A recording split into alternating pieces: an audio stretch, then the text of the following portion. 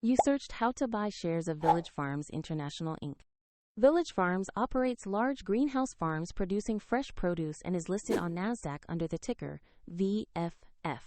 This is an educational overview and not financial advice.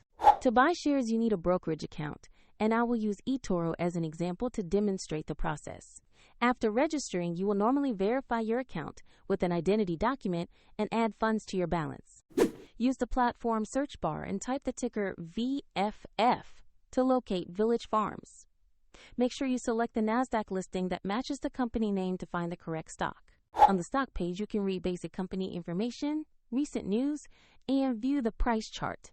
Confirm the company name and the NASDAQ ticker VFF to ensure this is the right asset. Tap Invest or Buy, enter the amount you want to spend, review the order details, and confirm the trade. If the market is closed, the order may execute when it reopens.